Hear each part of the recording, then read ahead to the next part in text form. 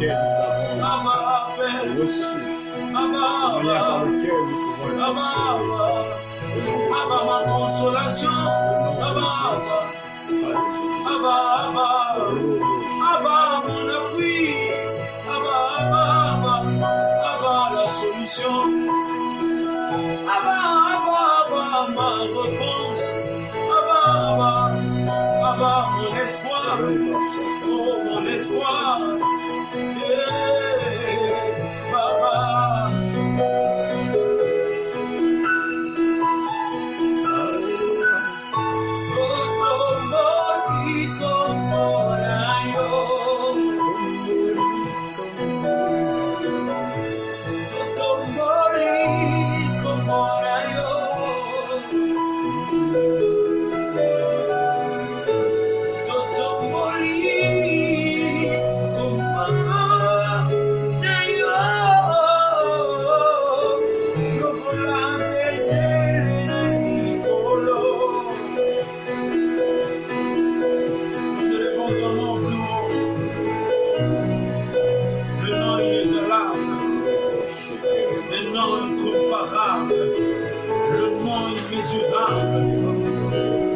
ainsi il a reçu le nom au-dessus de tous les noms. Devant ce nom, tout genou fléchit et toute langue confesse. Oh, l'absolu, l'absolu. À toi qui nous as aimés, à toi qui nous aimes, à toi qui nous as pardonné nos péchés par ton sang précieux.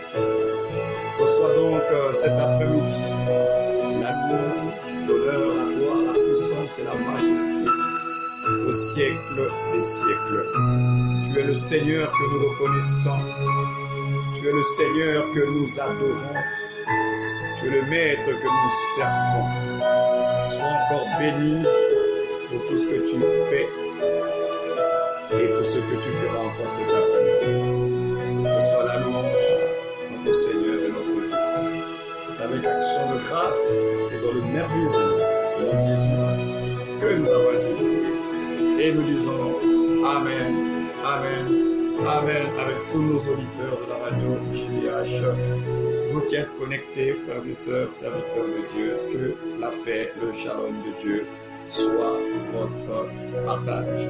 Oui, c'est bien votre serviteur, apôtre Gaël Evagatsé de la famille d'église Centre Chrétien de Restauration au Maroc, en Côte d'Ivoire, au Cameroun, en France, à Brazzaville et ici à Pointe-Noire. Merci Seigneur pour cette opportunité que tu rends possible, que nous soyons des instruments pour édifier et fortifier la foi de ton peuple. Sois encore béni au nom de Jésus. J'ai ainsi prié. Amen. Gloire à Dieu. Alors, chers auditeurs, cet après-midi, nous voulons partager la bonne parole de Dieu. Une parole pour fortifier la foi de quelqu'un. Une parole pour encourager un homme et une femme en Christ. La Bible dit que l'homme ne vivra pas de pain seulement, mais de toute parole qui sort de la bouche de Dieu. Dieu est parole et nous avons besoin de la parole de Dieu. Alors, nous allons dans Actes des Apôtres, chapitre 2, et nous lirons le verset 36. Acte 2, verset 36. Lisons la parole du Seigneur. Que toute la maison d'Israël sache donc avec certitude que Dieu a fait Seigneur et Christ, ce Jésus que vous avez crucifié. Je reprends, que toute la maison d'Israël sache donc avec certitude que Dieu a fait Seigneur et Christ, ce Jésus que vous avez crucifié. Alors je reviendrai, ne perdez pas de vue ce texte, je reviendrai là-dessus. J'aimerais nous encourager à lire un autre texte. Nous sommes dans Jean chapitre 17, à partir du verset 3. Jean 17, le verset 3. La Bible dit, « Or la vie éternelle, c'est qu'ils te connaissent, toi, le seul vrai Dieu, et celui que tu as envoyé, Jésus-Christ. Or la vie éternelle, c'est qu'ils te connaissent, toi, le seul vrai Dieu, et celui que tu as envoyé, Jésus-Christ. » Alléluia. Alors je vais encore nous inviter à lire d'autres textes dans la parole de Dieu. Alors nous sommes dans l'épître de l'apôtre Pierre. Nous allons à la fin de Pierre, chapitre 3, le verset 18. De Pierre, chapitre 3, le verset 18. Mais croissez dans la grâce et dans la connaissance de notre Seigneur et Sauveur, Jésus-Christ. À lui soit la gloire maintenant et pour l'éternité. Je reprends. Mais croissez dans la grâce et dans la connaissance de notre Seigneur et Sauveur, Jésus-Christ. Alléluia. Et nous allons terminer par, on repart dans l'évangile de Jean. Jean 20. C'est la conclusion de cet évangile, s'il faut le dire ainsi. Jean 20, à partir du verset 31. Jean 20, 31 dit ceci, « Mais ces choses ont été écrites afin que vous croyiez que Jésus est le Christ. » Alléluia. « Mais ces choses ont été écrites afin que vous croyiez que Jésus est le Christ, le Fils de Dieu, et qu'en croyant, vous ayez la vie en son nom. Gloire à Dieu. » Nous parlerons cet après-midi de Christ, nous parlerons des 4 états d'esprit de Christ, nous parlerons des 4 faces de Christ, s'il faut le dire ainsi. Nous avons lu pas mal de versets cet après-midi et l'objectif de notre message de cet après-midi, c'est de nous amener à grandir dans la connaissance de Jésus-Christ. Tout à l'heure, dans 2 Pierre 3 au verset 18, l'apôtre Pierre est en train de présenter un peu une prière.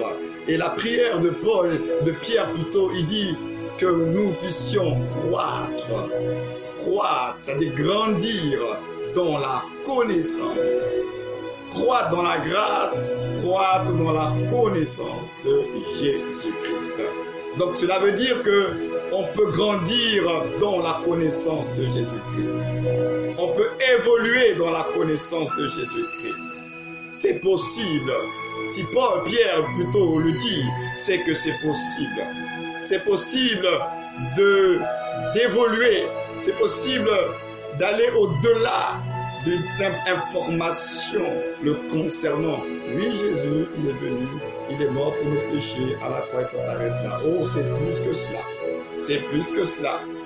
Nous avons lu également le texte tout à l'heure qui était en rapport avec la prière sacerdotale, la dernière prière, les derniers moments intenses de Jésus avant son arrestation. Et dans cette prière sacerdotale au verset 3 de Jean 17, il dit « Or, la vie éternelle, c'est qu'ils te connaissent toi et celui que tu as envoyé, c'est-à-dire Jésus-Christ, c'est-à-dire lui-même. » Donc, j'aimerais déjà d'entrer cet après-midi dire à vous, chers auditeurs, que la volonté de Dieu, le désir de Dieu, dans tout ce qu'il fait, c'est pour que nous puissions le connaître. Oh, Dieu ne se cache pas juste parce qu'il a envie de se cacher. Dieu est mystérieux, c'est vrai, mais Dieu également se révèle. Et si Dieu voulait rester caché, alors Jésus ne serait pas venu. Au-delà du fait qu'il est venu pour nous sauver, Au-delà du fait qu'en lui, nous avons le pardon de nos péchés, mais il est également venu nous révéler le Dieu invisible, le Dieu caché, le Dieu Olam. Il est venu nous révéler le Père. Voilà pourquoi la Bible dit personne n'a jamais vu Dieu, personne ne connaît Dieu, si ce n'est le Fils qui est sorti du sein du Père et qui est venu nous révéler le Père. Donc Dieu a toujours voulu, et il le veut d'ailleurs jusqu'à aujourd'hui, que les hommes puissent le connaître. Dieu, mes amis, est très relationnel. Dieu est un Dieu de communion. C'est pourquoi dans la fameuse salutation apostolique de 2 Corinthiens 13, verset 13, il est écrit ceci, que la grâce de Jésus-Christ, que l'amour de Dieu le Père et la communion du Saint-Esprit soient avec nous. Donc par là, nous comprenons que le Dieu amour, il est celui qui nous accorde la grâce par le Fils. Le Fils est l'expression même de l'amour de Dieu, le Père. C'est pourquoi il vient avec la grâce. Mais l'œuvre de la grâce, c'est pas juste pour que nous soyons pardonnés, sauvés, rachetés. L'œuvre de la grâce, c'est pour pouvoir nous amener à la communion avec le Père, mais par le Saint-Esprit. Et donc au final, Dieu veut être en communion avec nous par le Saint-Esprit. Donc le Saint-Esprit également ne nous a pas été donné juste parce qu'il faut parler en langue. Le Saint-Esprit ne nous a pas été donné seulement pour faire des miracles. Le Saint-Esprit nous a été donné pour être en communion avec le Père dans notre esprit. Donc Dieu ne se cache pas pour se cacher. Dieu veut être connu, mais on ne peut pas le connaître en dehors du Fils. Celui dont il est écrit, il est l'image du Dieu invisible, le reflet de sa gloire, l'empreinte de sa personne. Jésus-Christ, notre Seigneur. Ce n'est que par lui que nous pourrons connaître le Père, que nous pourrons connaître Dieu. C'est pourquoi ce jour-là, Philippe lui posa la question, mais tu nous parles tellement du Père, montre-nous également le Père. Et Jésus lui a parlé, dit, mais depuis tout ce temps que je suis avec vous, tu ne m'as pas connu.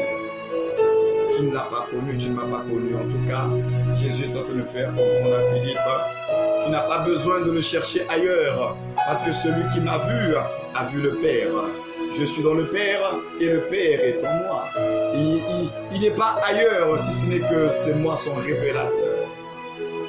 C'est pourquoi aujourd'hui c'est dommage. Les gens cherchent à connaître Dieu en dehors de son révélateur. Les gens cherchent à connaître Dieu, mais en dehors du lieu, l'endroit fiable où nous devons connaître Dieu, c'est-à-dire dans sa parole. La parole faite chair en la personne de Jésus est venue nous révéler le Père. Et aujourd'hui, la parole écrite que nous avons, que nous appelons la Bible, est également le moyen par lequel nous pouvons connaître Dieu. En d'autres termes, Dieu se révèle dans sa parole. C'est la parole qui révèle Dieu. Vous le cherchez où? Dieu est d'abord dans sa parole. Alors c'est pourquoi à travers sa parole, nous voulons comprendre le mystère des 4 faces du Christ. Pour permettre à un homme et une femme cet après-midi pour connaître son niveau, à quel niveau de la révélation de Christ je suis. Parce que les 4 niveaux de la révélation de Christ que je vais vous partager cet après-midi-là, c'est très important par rapport à notre vie chrétienne. N'oubliez pas que nous parlons d'une vie en Christ. Nous sommes maintenant en Christ. Donc tout ce qui nous concerne Christ. Je pourrais le dire autrement, tout ce qui concerne plutôt Christ nous concerne. Parce que notre vie, c'est une vie dans le Christ. Donc pour comprendre notre vie, il faut comprendre le Christ. Comment envisagerons-nous une vie chrétienne sans lui? Comment comprendrons-nous vivre cette vie chrétienne sans lui? C'est pourquoi la Bible déclare, si quelqu'un est en Christ, ou bien si quelqu'un est dans le Christ, il est une nouvelle création. Nous sommes en Christ dans cette réalité spirituelle en Dieu lui-même. Alors oui, nous sommes en Christ une nouvelle création. Donc nous avons besoin de comprendre cette nouvelle création, quel est l'état d'esprit qui doit se dégager de cette nouvelle création. On n'est pas en Christ pour faire ce que l'on veut. On n'est pas en Christ parce qu'on a adhéré à une nouvelle religion. Non, nous sommes entrés dans la réalité même de Dieu. la réalité de Dieu en nous et de nous en Dieu. Et cette réalité de Dieu en nous et de nous en Dieu, c'est avant tout une réalité spirituelle. Si quelqu'un est en Christ ou bien dans le Christ, il est une nouvelle création. Alors oui, il est important pour nous de comprendre alors cette nouvelle création. Dans quel état d'esprit il doit fonctionner. C'est pourquoi, à travers les 4 phases de Christ qui sont dans les 4 évangiles, j'aimerais par la grâce du Seigneur nous expliquer un certain nombre de choses cet après-midi. Nous avons lu le texte de Actes 2, 36 tout à l'heure. L'apôtre Pierre, lors de son discours, va dire que toute la maison d'Israël sache donc avec certitude que Dieu a fait Christ et Seigneur Jésus qu'ils ont crucifié, que Jésus est le Christ. Alors lorsque Pierre parle de Christ, il fait mention d'un élément important et c'est le mot certitude. Il dit que toute la maison d'Israël sache donc avec certitude. Ce n'est pas juste savoir, avoir des informations, mais il précise que ce que nous devons connaître de lui, nous devons le connaître avec certitude, c'est-à-dire avec conviction, avec assurance. Quand nous parlons de Jésus, nous ne devons pas parler de Jésus juste parce qu'il faut parler de lui, mais nous devons parler de lui avec assurance. Parler de lui parce que nous avons compris, capté, saisi la révélation qui le concerne. C'est pourquoi ce jour-là, il leur posa la question, mais qu'est-ce que les hommes disent à mon sujet? Il n'a pas dit comment on m'appelle. Parce que s'il avait dit comment on m'appelle, ils auraient dit, mais tu t'appelles Jésus, le fils de Marie. Il posa une question qui était bien précise. Qu'est-ce que les hommes disent à mon sujet? Qui suis-je au dire des hommes? Connaître le nom de Jésus est une bonne chose, mais connaître la personne de Jésus, c'est mieux que connaître le nom de Jésus. Malheureusement, l'Église d'aujourd'hui connaît le nom, mais l'Église d'aujourd'hui ne connaît pas la personne, l'être même qui il est.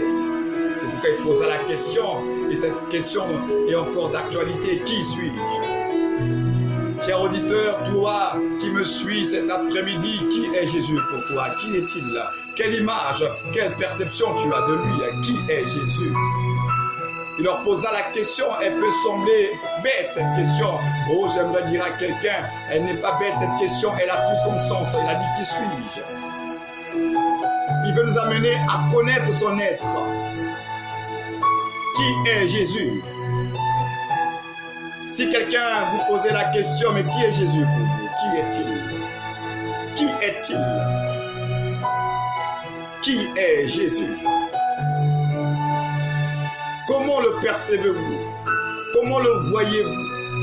Quelle image avez-vous de lui? Qu'avez-vous saisi le concernant? Qui est Jésus? Qui est Jésus? Alors, la première phase le concernant, c'est ce que nous allons voir ensemble dans l'évangile de Jean. L'évangile de Jean, c'est l'évangile qui nous présente Christ en tant que Dieu. L'évangile de Jean, c'est l'évangile qui nous présente la parole qui était au commencement et qui s'est faite chair. C'est-à-dire Dieu lui-même est devenu homme. C'est la divinité de Christ qui est mise en avant. L'évangile de Jean nous dit que Jésus-Christ est Dieu. Il est d'origine éternelle. Il est d'origine divine. Il est d'essence divine. Mais la révélation de Jésus en tant que Dieu, qu'est-ce que cela nous apporte à nous?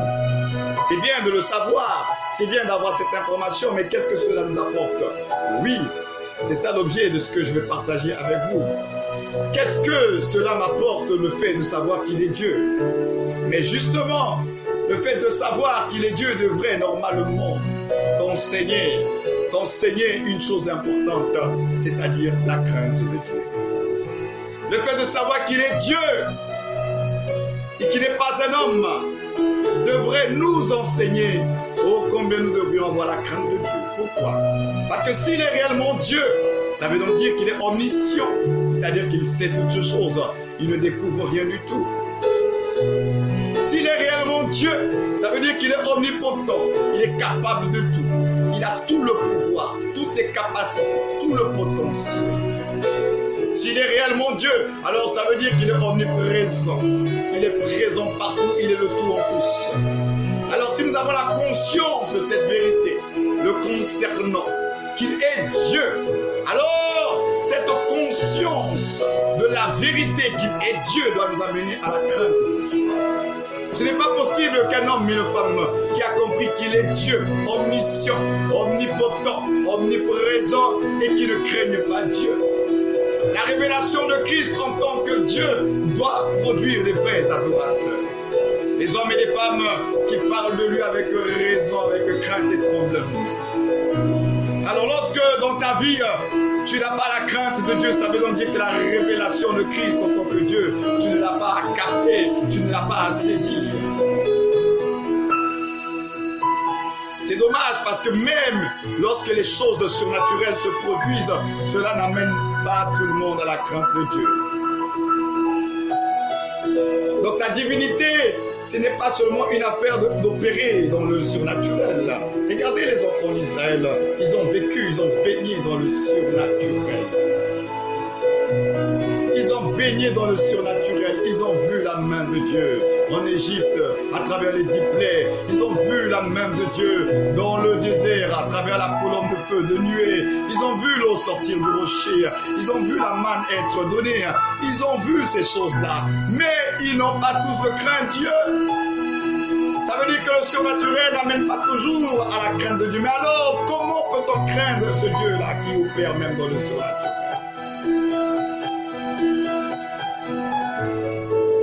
Ils étaient dans le surnaturel, mais ils n'ont pas craint Dieu. Pourquoi? Parce qu'il leur a manqué la conscience. Alors le fait de vivre le surnaturel de Dieu et ne pas craindre Dieu, on est comme des insensés, c'est comme si on était des fous. Comment vous êtes témoin de ce que Dieu il a fait et vous n'avez pas la crainte de Dieu? Donc c'est un acte de folie. Lorsque les hommes, après avoir vu, après avoir été témoins des œuvres de Dieu, n'arrivent toujours pas à craindre Dieu, c'est de la folie. Alors oui, nous pouvons avoir du bon sens devant les hommes, mais devant Dieu, c'est comme si on était fous. Malgré toutes les œuvres de Dieu, on n'arrive toujours pas à craindre Dieu. Pour Dieu, on est comme des êtres insensés. Donc lorsque nous comprenons que Christ est Dieu, et qui est réellement Dieu, et que nous avons la conscience qu'il est Dieu, oh mes amis, on ne va pas faire avoir une double vie. Aujourd'hui, je suis assez étonné de constater qu'il y a certains chrétiens qui pensent que Dieu dort à l'église, que Dieu habite à l'église. Et que lorsqu'ils arrivent dans le lieu de culte, ils ont une autre attitude, un autre comportement. Et lorsqu'ils sortent de leur lieu de culte, ils ont aussi un autre comportement. Lorsque toi qui te comportes ainsi, tu manifestes cette attitude, cette duplicité dans ton caractère, dans ton comportement, j'aimerais te le dire, cela révèle tout simplement que tu ne connais pas Dieu. Cela révèle tout simplement que la révélation de Jésus-Christ en tant que Dieu, tu ne l'as pas capté, saisi. Parce que si tu avais saisi qu'il était Dieu, alors tu comprendrais que cela soit à l'église, que cela soit dans le quartier, que cela soit dans ton lieu de travail, il est présent, il est celui qui est. Et lorsque tu as la conscience du Dieu qui est et qui fait, alors tu ne peux pas jouer un double jeu. Parce que ce Dieu qui est, il sonde les profondeurs de ton être. Il connaît tes intentions, tes motivations, tes pensées. Avant même que tu n'aies parlé, il t'avait déjà sondé. Lorsque tu comprends que Dieu est Dieu, tu ne peux pas avoir une double vie. À ce moment-là, lorsque tu as compris la révélation de sa divinité, cela range ta vie. Ça devient un garde-fou pour ta vie. Et tu apprends à marcher avec humilité. Là où tu as des faiblesses, au lieu de faire semblant, tu t'approches de Dieu avec humilité pour dire Seigneur, aide-moi, j'ai telle difficulté, je n'arrive pas. Oh, Dieu préfère avoir affaire à des personnes sincères, qui sont humbles et qui reconnaissent leur manquement, que des personnes qui font semblant, que des personnes qui sont sages à leurs propres yeux, que des personnes qui pensent être parvenues, alors qu'en réalité, tout est grâce et nous avons tellement besoin de lui. Pourtant, il a dit dans sa parole, sans moi, vous ne pouvez rien faire. Je suis le cep, vous êtes les sacrements. Et en cette humilité de reconnaître notre petitesse et nos manquements et d'entrer dans sa présence pour dire Père, j'ai besoin de toi, aide-moi. Oh, vaut mieux être humble et brisé, parce que la Bible dit qu'il prend plaisir à ce qu'un esprit brisé contrit que des hommes orgueilleux et remplis d'eux-mêmes, parce que personne ne peut impressionner Dieu. Dieu connaît chacun de nous dans nos faiblesses comme dans nos forces. Soyons plutôt humbles, soyons plutôt honnêtes avec nous-mêmes, mais plutôt que sages à nos propres yeux. Jésus-Christ est Dieu, donc la révélation de Jean nous amène à la crainte de Dieu. La révélation de Jean nous amène à faire de nous des vrais adorateurs. Ça, c'est la face de Christ dans Jean. Il est Dieu et sa divinité nous enseigne la crainte de Dieu. Parce que là où il y a Christ, là où il y a l'Esprit de Christ, il y a la crainte de Dieu. Quand vous lisez Ésaïe 11, en parlant de l'Esprit de Christ, on a dit que c'est l'Esprit de crainte de l'Éternel. Là où Christ est manifesté, là où Christ est révélé, il doit y avoir la crainte de Dieu. Le respect profond de Dieu, profond respect, profonde révérence de sa personne et de ses œuvres. Ça, c'est la révélation de Jean. Nous avons la révélation de Christ, la face de Christ dans l'évangile de Luc. Et Luc nous révèle l'humanité parfaite de la divinité. L'évangile de Luc, c'est l'évangile qui confirme que la parole qui était au commencement et qui était Dieu, et la parole s'est faite chair. Dieu est devenu homme. Luc nous introduit dans le mystère de la piété, selon 1 Timothée 3, verset 16, où il est dit que Dieu a été manifesté en chair. Dieu a été manifesté en chair et la parole s'est faite chair.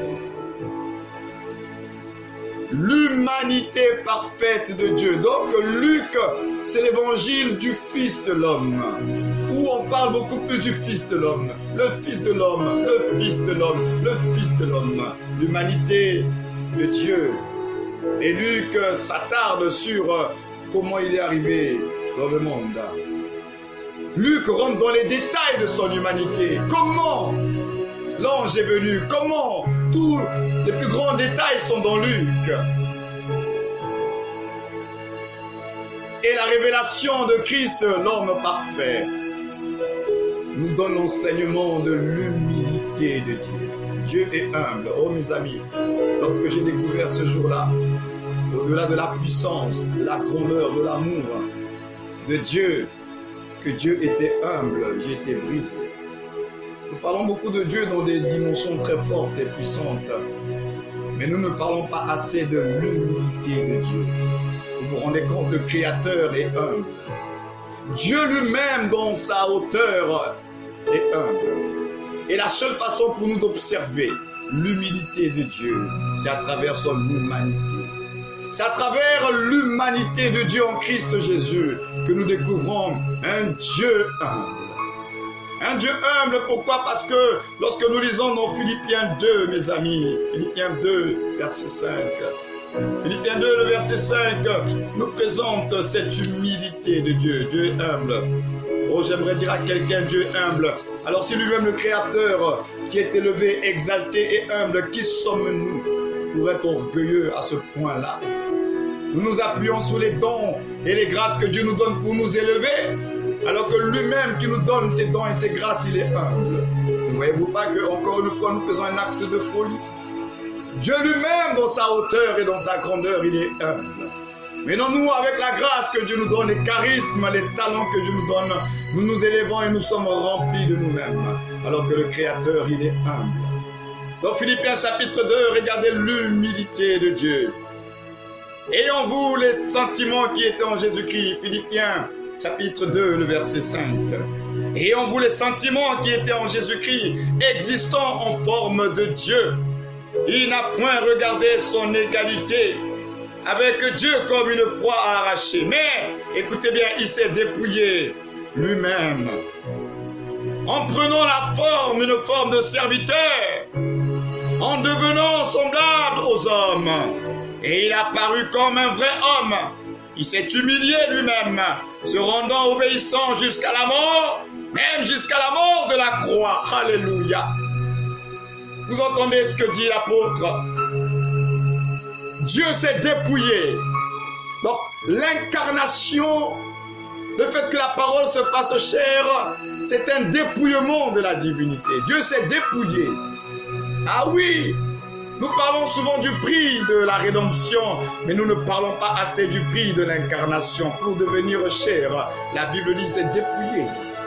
il s'est humilié, il s'est abaissé. Dieu lui-même est humble. Il est devenu semblable aux hommes. Pire encore, la Bible dit, il est devenu comme un esclave. C'est ça l'humilité. Le roi des rois, le roi de gloire est venu comme le serviteur de tous. Le Créateur a pris la condition de sa créature. Dieu, mes amis, est humble. Et l'humilité de Dieu nous est révélée dans son humanité, dans la personne de Jésus-Christ. L'évangile de Luc présente Christ dans son humanité parfaite, et l'humanité parfaite du Christ nous parle de l'humilité. Nous devons être humbles. Celui qui a compris Christ dans la face de Luc, il doit être humble. Celui qui a compris Christ selon Luc, il doit cultiver un cœur humble. Parce que Luc nous présente cette humanité-là. Il a dû se dépouiller pour devenir semblable à vous et moi. Dieu est humble. Et lorsque tu as compris l'humilité de Dieu, tu cesses d'être orgueilleux. Tu cesses de t'appuyer sur les dons, les grâces que tu as reçues de Dieu. Parce qu'au final, la Bible dit que tout don parfait, quelle que soit la perfection du don que tu as, quelle que soit l'excellence de la grâce, la Bible dit que cela vient de Dieu, cela vient d'en haut, ça ne vient pas de toi, c'est la grâce de Dieu. Mais comment tu t'appropries la grâce et les dons de Dieu pour pouvoir t'élever, pour monter dans l'orgueil, alors que Dieu lui-même, dans sa hauteur, le Dieu très haut, El Elyon, il est descendu si bas. Le Dieu très haut, El Elyon, il a été abaissé, il est descendu des cieux. Et c'est dans son abaissement qu'il nous a relevés. Dieu est humble. Oh, j'aimerais dire à quelqu'un, Dieu est humble. Et lorsque tu as compris l'humilité de Dieu, tu cesses d'être orgueilleux. Tu cesses d'être orgueilleux. Tu cesses d'être orgueilleux. Il a dit, oh homme, qu'as-tu reçu que tu n'aies reçu cela de moi, dit le Seigneur. Dieu reconnaît que tout ce que nous avons vient de lui. La grâce de Dieu est la source de tout. Mais quelquefois, nous oublions la grâce, nous oublions la source, nous oublions quelquefois cela. Et nous tombons dans le piège du diable où nous nous approprions la grâce pour nous élever. Oh, j'aimerais dire à quelqu'un cet après-midi, lorsque Dieu t'élève, ce n'est pas pour que toi tu te lèves dans cette élévation. Lorsque Dieu t'élève, c'est pour que dans cette élévation tu révèles le Christ. Pour que Christ soit révélé dans l'élévation et non toi. L'élévation de Dieu, c'est pas pour t'élever toi. L'élévation de Dieu, c'est pour que Christ soit révélé à travers toi. Oh, combien parmi nous, ne nous prenons pas cette élévation en otage et nous prenons encore l'élévation comme un appui pour nous élever encore nous-mêmes. Lucifer avait été élevé par Dieu. Dieu lui avait donné la gloire et un positionnement, mais Lucifer ne s'est pas contenté de l'élévation que Dieu lui avait donnée. Il a voulu encore monter plus haut. Et c'est ça le piège de beaucoup de serviteurs de Dieu, lorsque nous voulons encore monter plus haut dans l'élévation de Dieu. Alors que le but de l'élévation, c'est pas pour que tu montes encore plus haut. Le but de l'élévation, c'est pour que à travers elle, Christ soit révélé, le caractère de Christ soit révélé, la vie de Christ soit révélée, la justice de Christ soit révélée, la bonté de Christ soit révélée, l'amour de Christ soit révélé. Tu n'es que là pour le révéler lui. Ce n'est plus toi qui vis, c'est Christ qui vit à travers toi. Mais nous n'avons pas compris la révélation de Luc et nous sommes remplis d'orgueil dans nos ministères parce que nous n'avons pas compris pourquoi nous avons reçu la révélation. La révélation, c'est pour le révéler lui et non nous. Et Jean le Baptiste l'avait compris. Il a dit que je diminue afin que lui, il croisse. Oui, quelle que soit l'élévation, nous devons garder un cœur humble, toujours en bas pour que lui soit révélé. Lorsque un homme de Dieu est rempli de lui-même, ça veut dire qu'il n'a pas compris Christ révélé dans Luc. Il n'a pas saisi la révélation de Luc. Il n'a pas compris la révélation de Luc. Parce que si tu comprends la révélation de Luc, tu ne seras pas orgueilleux, rempli de toi-même, mais tu travailleras activement pour que lui soit révélé. Et là où il y a l'Esprit de Christ, je le répète, il y a l'humilité. Il y a l'humilité. Il y a l'humilité. Un esprit humble. L'humilité caractérise Christ. Là où il y a l'Esprit de Christ, il y a l'humilité. On a parlé tout à l'heure avec Jean, là où il y avait l'Esprit de Christ, il y a la crainte de Dieu. Avec Luc, là où il y a l'Esprit de Christ, il y a l'humilité. Un esprit d'humilité. Et nous travaillons activement pour ne pas tomber dans le piège de l'orgueil.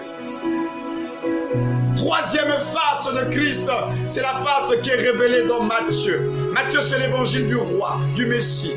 C'est l'évangile qui vous dit, il a été annoncé, voilà maintenant il a été manifesté. Celui de qui Moïse et les prophètes ont parlé, il est maintenant là au milieu de nous. C'est un évangile qui présente la royauté, le Christ Messie, le roi qui devait venir. Un évangile pour confirmer aux Juifs qu'il est le Messie, le fils de David. Et donc, Matthieu nous présente sa royauté, sa seigneurie, sa souveraineté. Il est le roi, il est le Seigneur. C'est pourquoi l'évangile de Matthieu, c'est l'évangile du royaume. Matthieu nous parle du royaume. Le roi parle de son royaume. Le roi parle des citoyens de son royaume.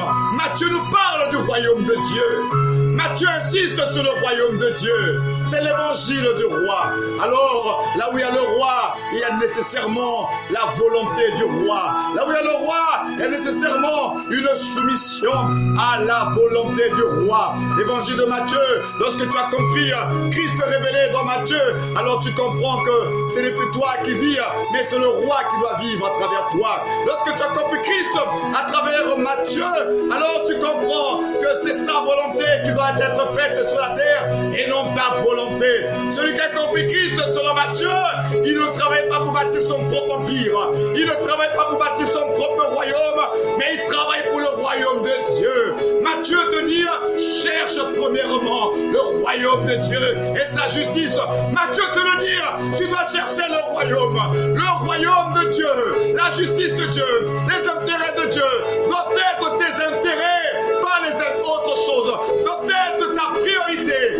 Là où tu dois transpirer, c'est pour le royaume de Dieu. Là où tu dois t'investir, c'est pour le royaume de Dieu. C'est l'évangile où ton moi doit mourir. Tu dois mourir à toi-même afin que le roi de gloire puisse vivre à travers toi. Tant que tu ne mourras pas, le roi ne vivra pas. Pour que le roi vive à travers toi, tu dois mourir à toi-même, mourir à ta volonté et laisser que ta volonté soit comme la sienne.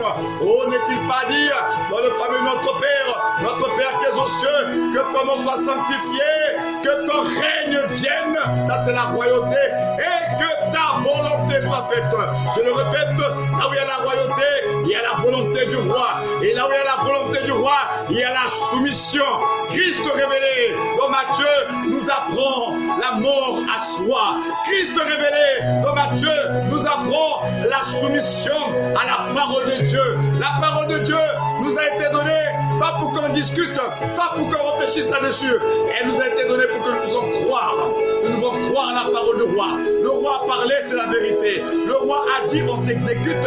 Nous devons apprendre l'obéissance à la volonté du roi selon Matthieu. Le roi a parlé, je suis soumis à la parole de mon roi. Et enfin, Christ révélé dans Marc. Marc, c'est l'évangile du serviteur parfait. Christ le serviteur, celui qui va servir et non pour être servi.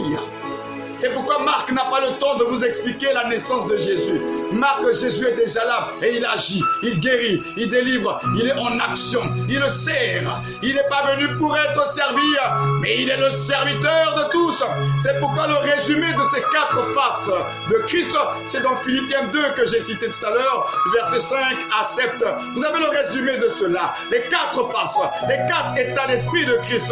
Marc nous le présente comme étant le vase, le serviteur, qui vient servir le peuple de Dieu, mais qui ne vient pas se servir lui-même, qui n'est pas là pour ses propres intérêts, mais qui vient pour servir le peuple. C'est pourquoi il est roi serviteur. Il est roi serviteur. Le roi serviteur. Il est roi serviteur. quelles que soient nos onctions, quels que soient les privilèges de nos ministères, oh homme de Dieu, toi qui m'écoutes à travers cette émission, n'oublie jamais, nous sommes rois serviteurs. Nous avons une onction royale, hein? Nous avons un leadership, c'est vrai, mais nous sommes serviteurs de Dieu et du peuple de Dieu. Il était roi serviteur. Il n'est pas venu pour être servi, mais il est venu servir. Servir en donnant sa vie. Servir en investissant dans la vie des gens. Il est le serviteur. Là où il y a l'esprit de Christ, là où Christ est compris selon Marc, tu as un cœur de serviteur. Tu es prêt à servir.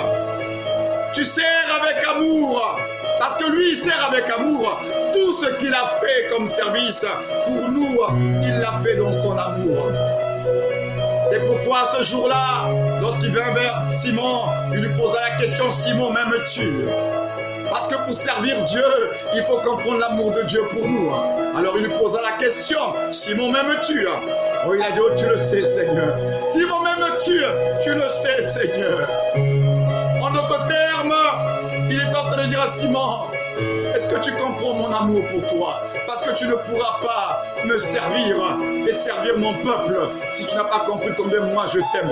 C'est l'amour de Dieu, je le répète, qui produit l'amour pour Dieu. Quand nous comprenons l'amour de Dieu pour nous, combien Dieu nous a aimés, nous aimerons les choses de Dieu. Nous aimerons le peuple de Dieu, serviteur de Dieu. Si tu n'aimes pas le peuple de Dieu, si tu n'aimes que ce que le peuple de Dieu t'apporte, c'est que tu n'as pas compris l'amour de Dieu. Si tu as compris l'amour de Dieu pour toi-même, homme de Dieu, alors tu dois aimer son peuple. Aimer son peuple. Nous devons aimer le peuple et non aimer l'approche du peuple de Dieu. Aimer le peuple de Dieu, avoir le souci de leur développement, le souci de leur épanouissement, le souci de leur équilibre, le souci de leur croissance, le souci de leur maturité. Le roi serviteur est le modèle. Et nous devons le servir par amour. Parce qu'il nous a aimé le premier. Voilà, chers auditeurs, ce que je voulais nous partager cet après-midi. Les 4 faces de Christ et leur enseignement. Jean nous présente la crainte de Dieu. Celui qui a compris Christ selon Jean, il nous enseigne la crainte de Dieu. Celui qui a compris Christ selon Luc, il nous enseigne l'humilité de Dieu. Celui qui a compris Christ selon Matthieu, il nous enseigne la mort à soi et la soumission à la volonté de Dieu. Et qu'on n'est pas là pour bâtir notre empire, se faire un nom, mais nous sommes là pour les intérêts du royaume de Dieu. Nous avons compris Christ selon Marc. Nous avons compris alors que nous sommes serviteurs les uns les autres. Nous sommes serviteurs du peuple de Dieu et que nous servons les intérêts de notre Seigneur et de notre Dieu. Alors oui, prenons un moment et prions ensemble. Répondons-nous si nous n'avions pas compris Christ de cette façon. Je suis venu vous apporter cette parole pour nous aider à voir à quel niveau de la révélation de Christ nous sommes. Peut-être que tu as compris le service et tu n'as pas compris l'humilité. Parce qu'on peut servir Dieu, mais tout en étant orgueilleux, rempli de nous-mêmes. Peut-être que tu l'as compris sous l'angle de Marc. Tu fais des miracles, tu agis avec des signes et des prodiges, mais tu ne l'as pas compris selon Jean. Tu n'as pas compris son humilité. Tu n'as pas compris la crainte et le respect. Tu n'as pas compris selon Matthieu. Tu n'as pas compris à quel niveau tu es. Parce que je le répète, on peut servir Dieu et ne pas le servir dans le bon état d'esprit. On peut servir Dieu tout en étant orgueilleux. On peut servir Dieu tout en ayant des ambitions personnelles. À quel niveau sommes-nous dans la compréhension et la révélation de Christ? Je laisse chacun d'entre nous avec sa propre conscience et je prie le Seigneur qui nous aide dans son amour à revenir à l'essentiel. Revenons à l'essentiel. Et je vais prier pour vous. Seigneur, je prie maintenant pour tous ceux qui sont connectés et qui ont été touchés par ce message. Je prie dans le nom de Jésus afin que tu nous aides tous à cultiver la crainte de ton nom, à cultiver un cœur humble, l'humilité. Aide-nous, Seigneur, à cultiver la soumission, le renoncement à soi. Seigneur, aide-nous à pouvoir garder un cœur de serviteur. Nous voulons te servir avec amour. Alors aide mon frère, aide ma soeur qui est connectée à cette émission et fais-lui beaucoup de bien. Guéris les cœurs brisés. Délivre ceux qui sont sous le poids de l'accusation. Délivre-les dans le nom puissant de Jésus. Que ta paix soit sur chacun de tes enfants. Au nom de Jésus le Christ, nous avons ainsi prié avec action de grâce et nous disons Amen, Amen, Amen. Alors, pour vous qui avez été touchés par ce message, nous sommes encore joignables au 06 819 62 98. 06 819 62 98. Et vous aurez la rediffusion de ce message le samedi soir à 20h. Vous êtes bénis de Dieu. Que la paix de Jésus-Christ soit sur chacun de vous. Shalom, shalom à tous et bonne journée. Que Dieu vous